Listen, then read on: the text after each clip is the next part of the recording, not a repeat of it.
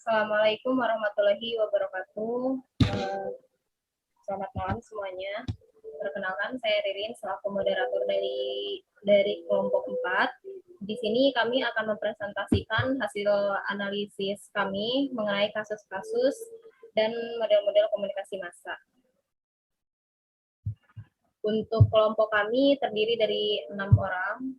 Di sini ada Afdal Rizky, ada Ahmad Jais Akmali, Ilham, Ririn saya sendiri, Rosina, dan Firgiawan Agustian. Baik, untuk latar belakangnya sendiri, yaitu jika kita membicarakan komunikasi massa, ada banyak hal yang terkait mulai dari apa yang disebut pesan. Gatekeeper, jumlah audiens, pengguna media massa sebagai saluran. Oleh karenanya, komunikasi massa mempunyai model tersendiri dalam aliran pesan-pesannya. Model adalah representasi suatu fenomena, baik nyata ataupun abstrak, dengan menunjukkan unsur-unsur terpenting dalam fenomena tersebut. Untuk memberikan pemahaman dasar-dasar model komunikasi massa, Hibbert et al. Mengemukakan 4 elemen yang mendasari, yakni 1. Jumlah partisipan, 2. Jenis pesan, 3. Kondisi sosial dan lingkungan, 4. Penggunaan saluran komunikasi. Di sini kami akan menjelaskan tentang 4 model dalam komunikasi massa, yaitu ada model Shannon-Weaver, ada model de Fleur, ada model Hook, dan model Mallet. Untuk model Shannon itu akan dijelaskan oleh rekan saya, Saudara Osin, silakan. Baik, makasih ya Karin. Yang pertama saya akan menjelaskan model Shannon and Weaver. Model Shannon dan Weaver sering disebut model matematis atau model teori informasi. Model ini menyoroti masalah penyampaian pesan berdasarkan tingkat kecermatannya. Model ini melukiskan suatu sumber yang menyandi atau menciptakan pesan dan menyampaikannya melalui suatu saluran kepada seorang penerima. Model Shannon-Weaver mengasumsikan bahwa sumber informasi menghasilkan suatu pesan untuk dikomunikasikan dari seperangkat pesan yang dimungkinkan. Pemancar atau transmitter mengubah pesan menjadi sinyal yang sesuai dengan saluran yang digunakan. Saluran atau channel adalah model medium yang mengirimkan sinyal atau tanda dari transmitter ke penerima receiver. Dalam percakapan, sumber informasi adalah otak, transmitnya adalah mekanisme suara yang menghasilkan sinyal atau kata-kata terucap yang ditransmitkan lewat udara sebagai saluran. Penerima atau receiver yakni mekanisme pendengaran melakukan operasi yang sebaliknya yang dilakukan transmitter dengan berkonstruksi pesan dari sinyal. Tujuan atau destination adalah otak orang yang menjadi tujuan tersebut. Kasus dalam model Shannon and Weaver ini adalah saat ini dunia K-pop sangat mendunia ya. Saat dengan bermain media sosial, tidak sedikit artikel atau berita tentang K-pop termunculnya. Yang menarik ialah bagaimana cara berkomunikasi fans K-pop internasional. Memikirkan bagaimana cara fans K-pop internasional mencoba memahami artikel dari bahasa Korea menjadi bahasa asal negaranya masing-masing yang dapat membuat kebingungan bagi orang lain yang bukan K-pop fans. Jika artikel asli berbahasa Korea, maka fans internasional harus mencari tahu Bahkan tidak sedikit juga yang mempelajari bahasa Korea. Dan tidak sedikit pula perdebatan yang dilakukan antara ke-fans dan international fans karena masalah perbedaan bahasa. Hal itu sangat disayangkan karena adanya kondisi komunikasi yang mengalami gangguan atau noise. Berikut ialah hambatan Shannon and Weaver. Selama hambatan yang sesuai dengan kasus di saat, yaitu hambatan psikologis diantaranya kepentingan atau interest, di mana adanya perbedaan antara sosial, budaya, bahasa, ekonomi, dan sebagainya. Hal ini pengaruh pada seleksi terhadap pesan yang disampaikan. Persangka berkaitan dengan persepsi seseorang tentang orang lain orang lain atau kelompok lain dan sikap serta perilakunya terhadap orang lain atau kelompok lain. Persepsi ialah pengalaman tentang objek, peristiwa, atau hubungan yang diperoleh dengan menyimpulkan informasi yang menafsirkan pesan. Persepsi akan ditentukan oleh faktor personal atau fungsional dan faktor situasional atau struktural yang menyebabkan pesan yang disampaikan menjadi noise.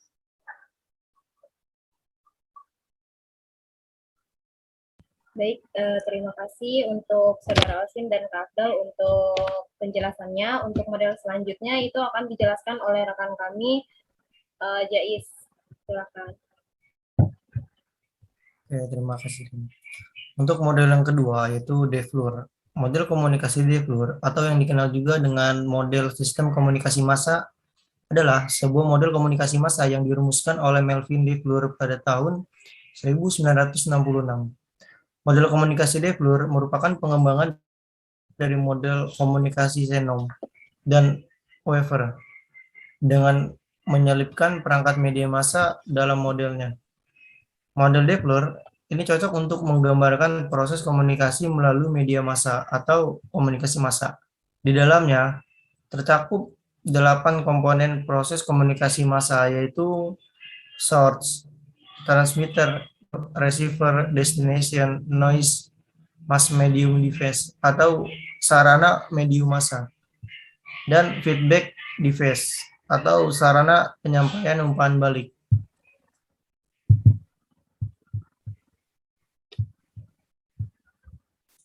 Untuk contoh kasus dalam model DeFleur, contohnya itu kasus pemilihan umum yang mempromosikan dirinya di beberapa media dan televisi.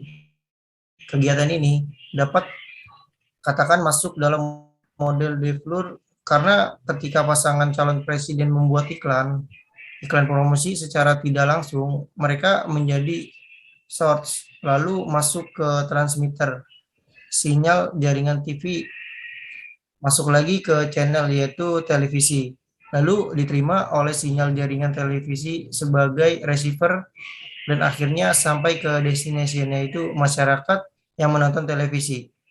Feedback yang akan terjadi apabila masyarakat membicarakan pasangan calon presidennya kepada masyarakat lain.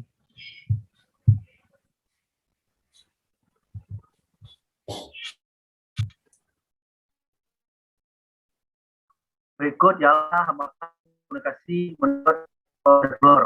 Hambatan yang sesuai dengan kasus di saat, yaitu hambatan psikologis diantaranya persangka berkaitan dengan persepsi seseorang tentang orang lain atau kelompok lain dan sikap serta perilaku terhadap orang lain atau kelompok lain.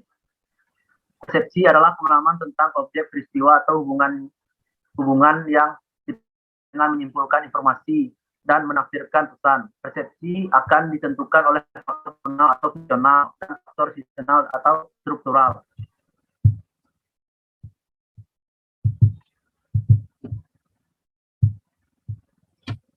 Baik, terima kasih untuk penjelasannya. Yang ketiga itu akan dijelaskan oleh rekan saya, Ilham. Silakan. Oke, Rin, makasih. Untuk yang ketiga adalah model hub. Model hub ini bisa dikatakan lebih komplit karena model komunikasi massa ini adalah model lingkaran yang dinamis dan berputar terus-menerus. Model hub adalah model lingkaran konsentris yang bergetar sebagai sebuah rangkaian proses aksi-reaksi. Model ini dikemukakan oleh Ray Eldon Hibbert, Donald F. Kunert, dan Thomas Huibon. Yang pertama, komunikator berada di tengah-tengah pusaran air, artinya komunikator menyebarkan pesan keluar. Yang kedua, dalam penyebaran ide dan gagasan, komunikator dibantu oleh media amplification atau pengaruh media atau pengerasan media. Yang ketiga, pengerasan ini juga berarti perluasan atau extension. Yang keempat, tujuannya adalah agar pesan yang dikeluarkan sejelas dan sekomplit mungkin. Ketika isi disebarkan kepada halayak, saat itu juga terbuka peluang munculnya umpan balik. Jadi umpan balik sejalan dengan penyebaran pesan. Umpan balik inilah yang akan memberikan pesan baru bagi komunikan untuk merencanakan pesan yang akan dikeluarkan lagi oleh komunikator. Di sini ada contoh kasus dalam model hub. Kasus di atas termasuk ke dalam model hub karena model hub adalah model lingkaran yang berputar terus-menerus. Model hub ini adalah boleh yang konetris yang bergetar sebagai sebuah rangkaian aksi dan reaksi. Dengan adanya pemberitaan tentang kepulangan Habib Rizik di media, televisi, media cetak, media sosial, menimbulkan reaksi masyarakat untuk datang menyambutnya dan akhirnya menyebabkan macet.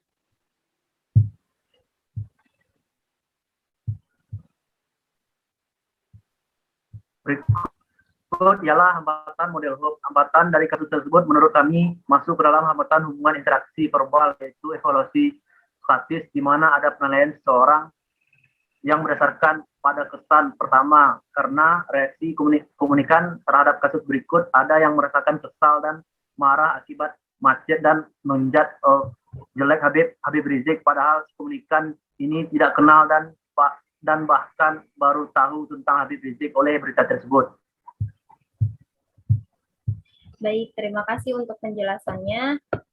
Untuk model berikutnya akan dijelaskan oleh rekan kami, Agis. Silakan. Berikut model Malatsky. Model komunikasi Malatsky adalah model proses komunikasi massa yang menekankan pada 4 komponen utama, yaitu komunikator, message, medium, dan receiver. Dalam model ini, khalayak di dalam melakukan pencarian informasi, disebabkan oleh kebutuhan, rasa ingin tahu, dan intuisi seseorang. Keterpaan media massa dapat diukur melalui sumber-sumber media massa yang digunakan, curahan waktu untuk penerimaan pesan media, dan jenis pemakaian pesan. Tipologi kebutuhan manusia yang dapat dipenuhi media massa adalah kebutuhan hiburan personal, identitas pribadi, dan pengumpulan informasi. Menurut Malatsky, khalayak tidak dipengaruhi oleh media massa dalam keadaan kosong. Pesan merupakan bagian dari kehidupan sehari-hari khalayak. Pesan itu disaring berdasarkan keyakinan, sikap, nilai-nilai, dan lingkungan sosialnya.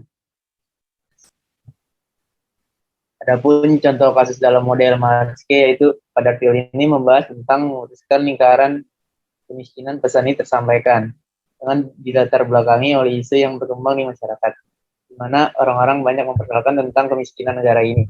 Ya, semakin lama semakin meningkat. Dalam menyampaikan informasi ini, dia memberikan data-data tambahan dari sumber lain, sehingga tidak terpatok dari satu informasi saja, tapi juga menggunakan referensi lainnya untuk menjabarkan kasus yang sedang disampaikan kepada khalayak. Untuk medianya, dalam menyampaikannya, artikel ini disampaikan menggunakan media cetak. Perlu kita ketahui bersama bahwa setiap media memiliki kelebihan dan kekurangan masing-masing. Sehingga meskipun artikel ini disampaikan media cetak, ini Kompas, ini membuktikan bahwa image yang dibangun oleh media ini berhasil mempengaruhi komunikannya. Ditunjang dengan nilai informasi yang diberikan media ini sebagai penghubung pencapaian pesan agar komunikasi efektif dan tepat sasaran.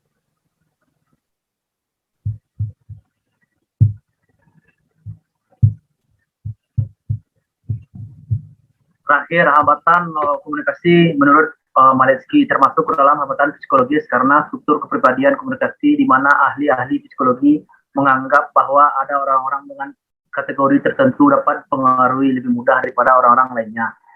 Selain itu, juga konteks sosial komunikan. Ini merupakan faktor yang berupa masyarakat di sekitar komunikan tinggal, di mana ini melingkupi orang-orang yang berhubungan dengan komunikan. Pentingnya peranan ini ketika isi pernyataan bertentangan dengan nilai-nilai kelompok tersebut, maka pengaruh informasi yang disampaikan oleh artikel ini pun juga akan sangat kecil.